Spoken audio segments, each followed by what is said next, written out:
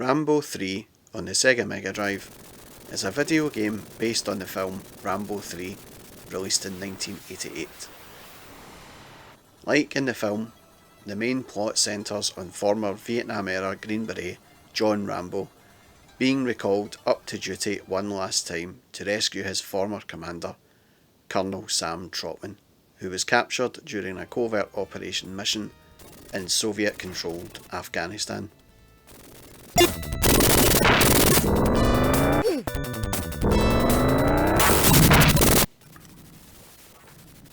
Released in 1989, the player follows Rambo in 6 missions, and each one with various objectives.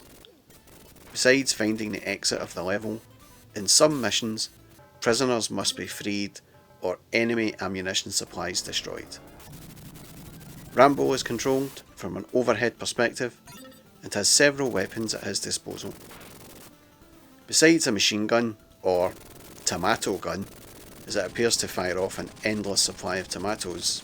Anyway, the gun never runs out of ammo. You can use a knife for close range kills, set off timed bombs, and use his famous longbow with explosive arrows. Ammunition for the bow and the bombs is limited and can be collected from dead enemies. Rambo himself, on the other hand, is vulnerable and can be killed after one hit.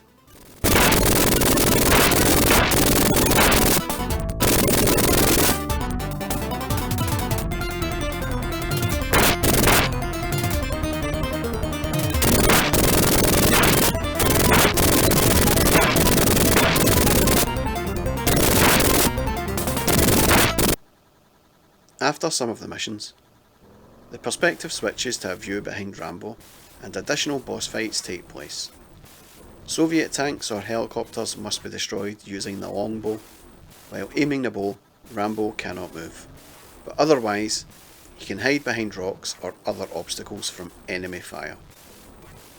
The Mega Drive cartridge for this game was tiny, at only 256 kilobytes or 2 megabits, and this is why it was priced at a mere £30, when other Mega Drive games were priced at $34.99. The action starts off very tame, but as you progress through each of the 6 levels, the difficulty gets notched up. You can change the difficulty in the options menu, which was a feature that would be found in several Mega Drive games.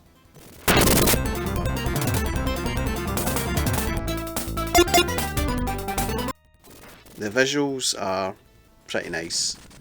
The Rambo sprite, though small, is finely detailed. From its stance you can tell it's a much more physically dominating character compared to the enemy soldiers. The sound is okay as well. The music on the second level, where you navigate the maze-like system of corridors searching for the captured spy, is very atmospheric, especially when listening to it through a pair of headphones.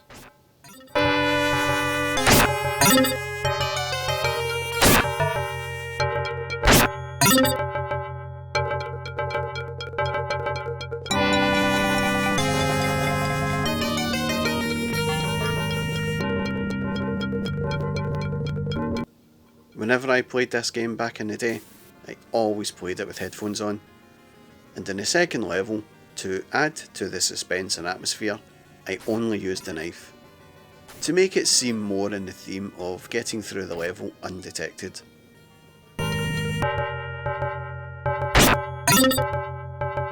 Speaking of sound, the sound that is made when an enemy is shot is very satisfying. It almost sounds like their spine is breaking.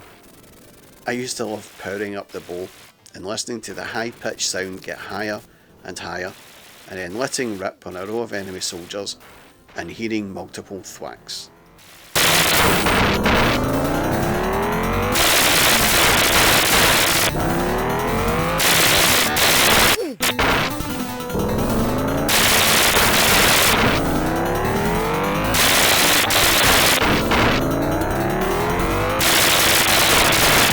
It still brings a smile to my face to this day. One thing that didn't bring a smile to my face was the slowdown found in this game. As this was an early release in the console's life, the developers must not have figured out how to use the blast processing yet. The slowdown didn't happen often, just when a lot, and I do mean a lot, of things were flying about the screen. Still, it wasn't enough to keep me away, and I played this game loads over the years, and it's still a game I often come back to have a go on.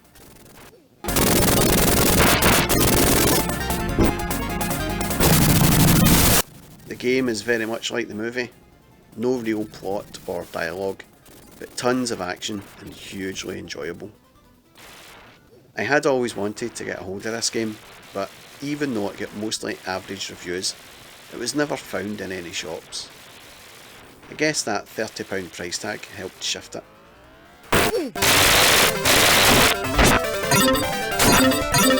It was a reasonably successful game for Sega, who had much success with various Rambo games over the years, and this one was no different. It was lots of fun to play, and a real blast. In closing, the game is very faithful to the movie franchise. Just like the film, you won't leave feeling enlightened or anything like that, but you will have a smile on your face, and that is what games are all about.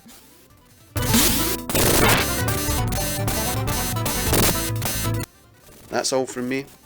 If you like this video, then please feel free to like, comment and subscribe. Thanks for watching.